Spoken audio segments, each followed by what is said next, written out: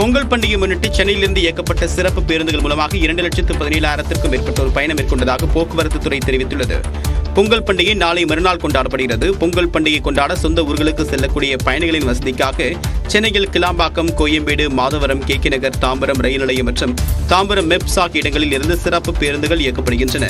பொங்கலுக்கு முந்தைய 2 நாட்களான இன்றும் நாளையும் சனி மற்றும் ஞாயிற்றுக்கிழமை என்பதால் நேற்றே பெரும்பாலான மக்கள் தங்களுடைய சொந்த ஊர்களுக்கு புறப்பட்டனர். இதனால் பேருந்து நிலையங்களில் கடும் நெரிசல் காணப்பட்டது. கோயம்பேடு டக்குனே போயிடுவோம். இப்போ ரொம்ப ரஷ்ஷா சரி கூட்டம், பஸ் எல்லாம் சரி கூட்டம், பஸ் அவ்வளவுக்கு கிடைக்கல. கிளாம்பாக்கத்தில் முன்பதிவு செய்யப்பட்ட பேருந்துகள் மட்டுமே இயக்கப்படக்கூடிய நிலையில் ஏராளமான முன்பதிவு செய்யாத பயணிகள் வந்ததால் பேருந்துகள் இல்லாமல் அவதியடைந்தனர். இடையே நேற்று மட்டும் வழக்கமான பேருந்துகளுடன் 1260 சிறப்பு பேருந்துகள் இயக்கப்பட்டுள்ளன. மொத்தம் 3946 பேருந்துகள் மூலமாக 2,17,030 பேர் பயணம் மேற்கொண்டதாக போக்குவரத்து துறை தெரிவித்துள்ளது.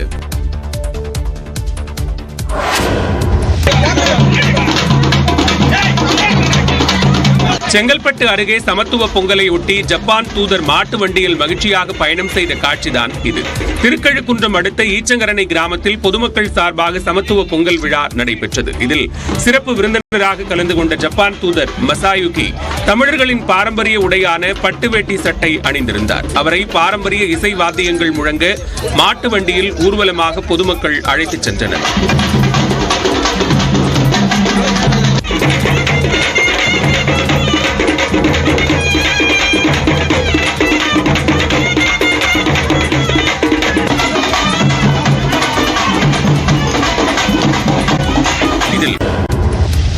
உலக பொதுமறையான திருக்குறளுக்கு யுனெஸ்கோ அங்கீகாரம் பெறுவதே அமெரிக்காவில் நடைபெறவுள்ள திருக்குறள் மாநாட்டின் நோக்கம் என்று சிகாகோ தமிழ்ச்சங்க தலைவர் நம்பிராசன் வைத்திலிங்கம் தெரிவித்துள்ளார். சென்னை நந்தம்பாக்கத்தில் உள்ள வர்த்தக மையத்தில் அயலக தமிழர் தின விழா நடைபெற்றது. இதில் கலந்து கொண்டு பேசிய நம்பிராசன் வைத்திலிங்கம் அமெரிக்காவில் தமிழ் மொழியை வளர்க்க பல்வேறு முயற்சிகளை எடுத்து வருவதாக குறிப்பிட்டார். சிகாகோ தமிழ்ச்சங்கம் முன்னெடுக்கும் ஒரு பெரும் நிகழ்வுதான் 5ஆம் உலக திருக்குறள் மாநாடு.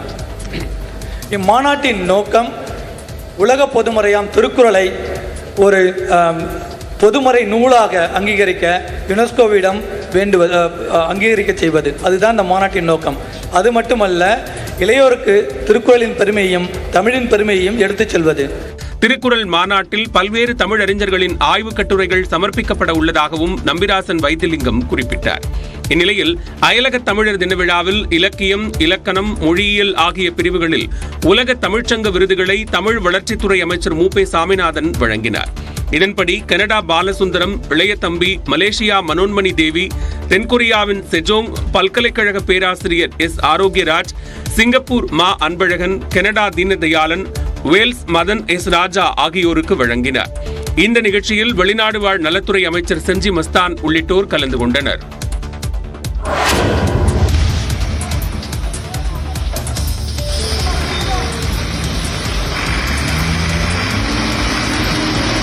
சென்னை புழலில் தனியார் தொழிற்சாலை கிடங்கில் பல மணி நேரத்திற்கு மேலாக பற்றி எரிந்து வரக்கூடிய தீயின் கோரமுகம்தான் இது. புழல் அம்பத்தூர் சாலையில் சி ஷெல்டர் என்னும் பெரிய கிடங்கில் பிளாஸ்டிக் மற்றும் ரப்பர் தயாரிப்புக்கான மூலப்பொருட்கள், எலக்ட்ரானிக் சாதனங்கள் உள்ளிட்ட பல்வேறு வகையிலான பொருட்கள் சேமித்து வைக்கப்பட்டிருந்தன. இந்நிலையில் நள்ளிரவில் இங்குள்ள ஒரு குடோனில் திடீரென்று தீ விபத்து ஏற்பட்டது. இதையடுத்து தீ மளமளவென்று அடுத்தடுத்த அறைகளுக்கும் பரவி பற்றி கொழுந்துவிட்டு எரிந்தது.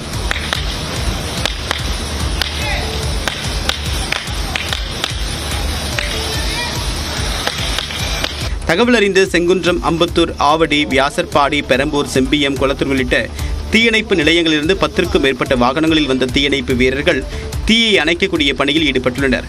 ரப்பர் தயாரிக்க பயன்படுத்தப்படக்கூடிய மூலப்பொருட்கள் மற்றும் எலக்ட்ரானிக் பொருட்களில் தீப்பற்றி கட்டுக்கடங்காமல் எரிவதால் தீயை கட்டுப்படுத்த கடுமையாக போராடி வருகின்றனர். ரசாயன பொருள் சேமித்து வைக்கப்பட்டிருக்கூடிய டேங்கர் மீது ரசாயன நுரையை பீச்சியடித்து பாதுகாப்பு பணியில் ஈடுபட்டுள்ளனர். மேலும் அருகில் உள்ள வீடுகளுக்கு தீ பரவாமல் இருக்கக்கூடிய வகையிலும் பாதுகாப்பு நடவடிக்கைகளை தீயணைப்பு வீரர்கள் மேற்கொண்டு வருகின்றனர். தமிழ்நாடு அரசின் புதிய தலைமை வழக்கறிஞராக PS ராமனை நியமித்து ஆளுநர் RN ரவி உத்தரவிட்டுள்ளார். கடந்த 2021ஆம் ஆண்டு திமுக ஆட்சி அமைந்ததும் தமிழ்நாடு அரசின் தலைமை வழக்கறிஞராக R. சண்முக சுந்தரம் நியமிக்கப்பட்டார். இந்நிலையில் தனிப்பட்ட காரணங்களுக்காக தனது பதவியை ராஜினாமா செய்வதாக அரசுக்கு சண்முக சுந்தரம் கடிதம் அனுப்பினார்.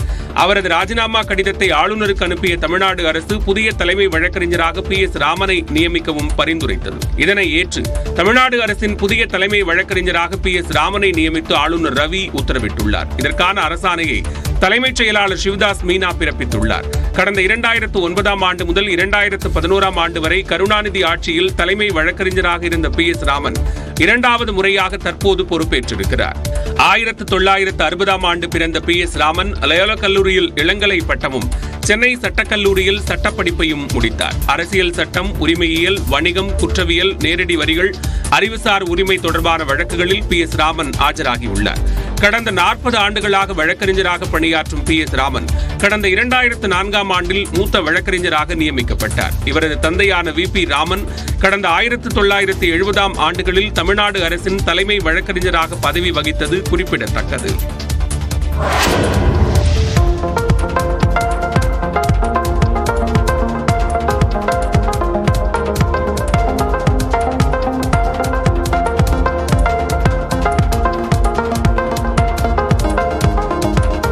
பறவைகள் போன்று யானைக்குட்டியும் தவளையும் அந்தரத்தில் பறக்க தொடங்கிவிட்டதா என்று நினைக்க வேண்டாம். பொள்ளாச்சியில் நடைபெறக்கூடிய சர்வதேச பலூன் திருவிழாவின் காட்சிதான் இது. கோவை மாவட்டம் பொள்ளாச்சியில் 9வது சர்வதேச பலூன் திருவிழா கோலாகலமாக தொடங்கியது.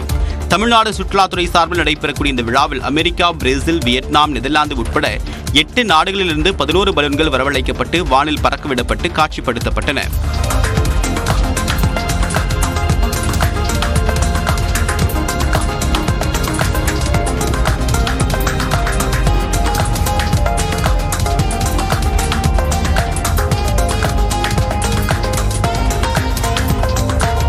வெப்பக்காற்று நிரப்பப்பட்ட ராட்சத பலூன் பிரத்யேகமாக இயக்குபவர்களை கொண்டு வானில் பொள்ளாச்சியை சுற்றி வட்டமடித்து பறந்தன. காலையிலேயே வந்துட்டோம், கூட்டம் இல்லை, ரொம்ப நல்லா எக்ஸ்பீரியன்ஸ், நிறைய பெலூன்ஸ் பறக்கிறதெல்லாம் பார்த்துட்டோம். It's very beautiful, must visit. காலையில் ராட்சத பலூன்களில் பொதுமக்கள் பயணிக்க அனுமதி கிடையாது. மாலை வேளையில் இந்த வெப்பக்காற்று பலூனில் 100 அடி உயரம் வரை பறக்க அனுமதி வழங்கப்பட்டுள்ளது. இதற்கு ஒரு நபருக்கு 1600 ரூபாய் கட்டணம் நிர்ணயிக்கப்பட்டுள்ளது. இந்த பலூன் திருவிழா 16ஆம் தேதி வரை நடைபெறவுள்ளது.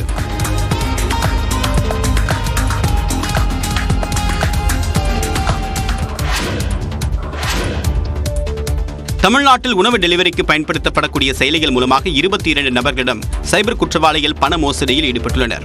வீடு மற்றும் அலுவலகங்களுக்கு வந்து உணவு டெலிவரி செய்ய ஆன்லைன் செயலிகள் மூலமாக ஆர்டர் செய்யக்கூடிய பழக்கம் பொதுமக்கள் மத்தியில் அதிகரித்து வருகிறது. லேசி பே ஆப் என்னும் செயலி மூலமாக ஸ்விக்கி உள்ளிட்ட டெலிவரி நிறுவனங்களில் உணவு ஆர்டர் செய்தால் உடனடியாக பணம் செலுத்த தேவையில்லை, பிறகு செலுத்தினால் போதுமானது. அதனால் அந்த செயலியை பலரும் பயன்படுத்தி வருகின்றனர். இந்நிலையில் அந்த செயலி வழியாக ஸ்விக்கியில் சென்னையை சேர்ந்த ஏராளமானோரின் பெயர்களில் பல ஆயிரம் ரூபாய்க்கு வேறு யாரோ ஆர்டர் செய்து மோசடி செய்திருப்பது தெரியவந்துள்ளது. தொடர்பாக சைபர் கிரைம் கூடுதல் DGP சஞ்சய்குமார் வெளியிட்டக்கூடிய செய்தியில், சைபர் கிரைம் குற்றவாளிகள் சிலர் உணவு டெலிவரி செயலிகளில் ஊடுருவி முறைகேடு செய்வதாக கூறியுள்ளார். உணவு டெலிவரி நிறுவன ஊழியர் போல் பேசக்கூடிய நபர்கள் செயலியில் யாரோ ஊடுருவி விட்டதாகவும் அதனால் செல்போன் எண்ணிற்கு வரக்கூடிய OTP எண்ணை அனுப்பி வைக்கும்படி கூறுவதாகவும் OTP எண்ணை தெரிவித்தவுடன் பொதுமக்களின் வங்கிக் கணக்கில் இருக்கக்கூடிய தொகை திருடப்படுவதாகவும் கூறியுள்ளார். அந்த வகையில் கடந்த 1ஆம் தேதி முதல் 8ஆம் தேதி வரை சென்னை உட்பட தமிழகத்தில் 22 நபர்களிடமிருந்து மோசடி நடைபெற்றிருப்பதாகவும் இது குறித்து தீவிர விசாரணை நடைபெற்று வருவதாகவும் கூடுதல் DGP சஞ்சய்குமார் தெரிவித்துள்ளார்.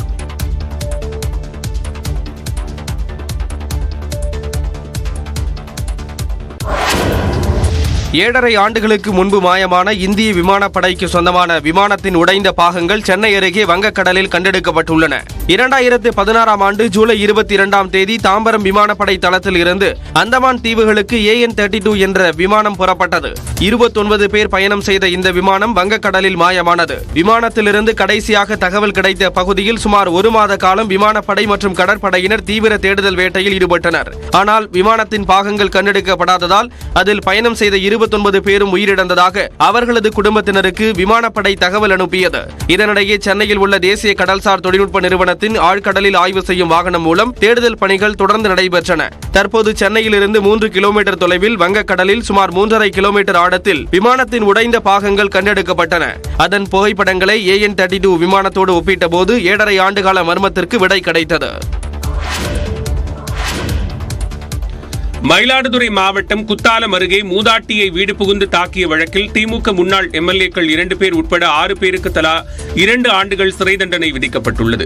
கடந்த 2012ஆம் ஆண்டில் திருவேள்விக்குடி கிராமத்தைச் சேர்ந்த மீனாட்சி என்ற மூதாட்டியை 6 பேர் கொண்ட கும்பல் வீடு புகுந்து தாக்கியது. மீனாட்சியின் மகனான தங்கசாமி கட்சி மாறியதில் ஏற்பட்ட தகராறில் இந்த தாக்குதல் நடந்ததாக கூறப்படுகிறது. இதுகுறித்து வழக்கு பதிவு செய்த குத்தாலம் காவலர்கள் திமுக முன்னாள் எம்எல்ஏக்களான பி. கல்யாண், க. அன்பழகன் உட்பட 6 பேர் மீது 4 பிரிவுகளின் கீழ் வழக்கு பதிவு செய்தனர். இந்த வழக்கு விசாரணை நிறைவடைந்த நிலையில் குற்றம் சாட்டப்பட்ட 6 பேருக்கும் 2 ஆண்டுகள் சிறை தண்டனை விதித்து மாவட்ட குற்றவியல் நீதிபதி கலைவாணி உத்தரவிட்டார். தண்டனையை ஒத்திவைக்க கோரி மனு அளிக்கப்பட்ட நிலையில் மேல்முறையீடு செய்ய 1 மாத காலம் அவகாசம் வழங்கி நீதிபதி ஆணையிட்டார். மதுபான ஊழல் முறைகேடு வழக்கில் டெல்லி முதலமைச்சர் அரவிந்த் கெஜ்ரிவாலுக்கு அமலாக்கத்துறை 4வது முறையாக சம்மன் அனுப்பியுள்ளது. டெல்லி மதுபான கொள்கை வகுப்பதில் முறைகேடு நடைபெற்றதாகவும் அதன் மூலமாக டெல்லியை ஆளும் ஆம் ஆத்மி ஆதாயம் பெற்றதாகவும் அமலாக்கத்துறை குற்றம் சாட்டியுள்ளது. மதுபான கொள்கை மூலமாக 45 கோடி ரூபாய் பெற்ற ஆம் ஆத்மி அதை கோவா சட்டப்பேரவை தேர்தலுக்காக பயன்படுத்தியதாகவும் அமலாக்கத்துறை தெரிவித்துள்ளது. தொடர்பாக 6 குற்றப்பத்திரிகைகளை தாக்கல் செய்திருக்கூடிய அமலாக்கத்துறை புதிய மதுபான கொள்கை மூலமாக ஆம் ஆத்மி சுமார் 100 கோடி ரூபாய் வரை ஆதாயம் பெற்றதாகவும் தெரிவித்துள்ளது. இதற்கு முறையாக டெல்லி முதலமைச்சர் அரவிந்த் கெஜ்ரிவால் செயல்பட்டதாக கூறி அவரிடம் விசாரணை மேற்கொள்வதற்காக ஏற்கனவே 3 முறை சம்மன் அனுப்பப்பட்டது. 3வது முறையாக அனுப்பப்பட்ட சம்மனுக்கு அரவிந்த் கெஜ்ரிவால் ஆஜராகாத நிலையில் 4வது முறையாக சம்மன் அனுப்பியுள்ள அமலாக்கத்துறை வருகின்ற 18ஆம் தேதி விசாரணைக்கு ஆஜராகுமாறு தெரிவித்துள்ளது. மதுபான ஊழல் முறைகேடு தொடர்பாக டெல்லி முன்னாள் துணை முதலமைச்சர் மனீஷ் சிசோடியா, மாநிலங்களவை எம்பி சஞ்சய் சிங் உள்ளிட்டோர் கைது செய்யப்பட்டுள்ளனர்.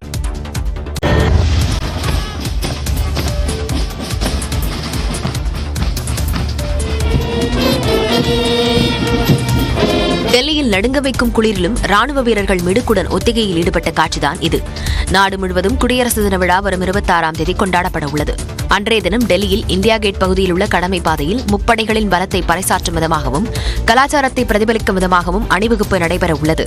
இதை முன்னிட்டு கடமை பாதையில் முப்படை வீரர்களின் அணிவகுப்பு ஒத்திகை நடைபெற்றது. அதிகாலையில் நடுங்க வைக்கும் குளிருக்கு மத்தியில் வீரர்கள் பேண்டு வாத்தியங்களை இசைத்தபடி வீறு நடை போட்டனர்.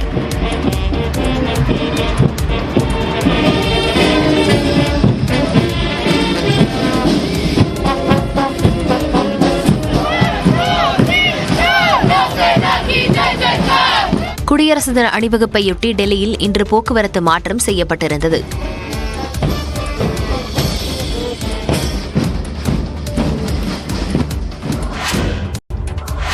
இங்கிலாந்திற்கு எதிரான முதல் 2 டெஸ்ட் கிரிக்கெட் போட்டிகளில் பங்கேற்கும் 16 வீரர்கள் கொண்ட பெயர் பட்டியலை இந்திய கிரிக்கெட் வாரியம் அறிவித்துள்ளது. 5 போட்டிகள் கொண்ட டெஸ்ட் தொடரில் பங்கேற்பதற்காக இங்கிலாந்து அணி இந்தியாவிற்கு வரவுள்ளது. இதன் முதல் போட்டி தெலுங்கானா மாநிலம் ஐதராபாத்தில் வரும் 25ஆம் தேதி தொடங்க இருக்கிறது. இந்நிலையில் 2 போட்டிகளுக்கான இந்திய அணியின் கேப்டனாக ரோஹித் சர்மாவும் துணை கேப்டனாக ஜஸ்பிரீத் பும்ராவும் அறிவிக்கப்பட்டுள்ளனர். சுப்மன் கில், யசஸ்வி ஜெய்ஸ்வால், விராட் கோலி, ஸ்ரேயஸ் ஐயர் ஆகியோர் இடம்பெற்றுள்ளனர். விக்கெட் கீப்பர் பேட்ஸ்மேன்களான KL ராகுல், KS பரத், துருவ் ஜுரல் ஆகியோர் சேர்க்கப்பட்டுள்ளனர். இவர்களுடன் ரவிச்சந்திரன் அஸ்வின், ரவீந்திர ஜடேஜா, அக்ஷர் படேல், குல்தீப் யாதவ், முகமது சிராஜ், முகேஷ் குமார், ஆவேஸ் கான் ஆகியோர் இந்திய அணியில் இடம் பிடித்துள்ளனர்.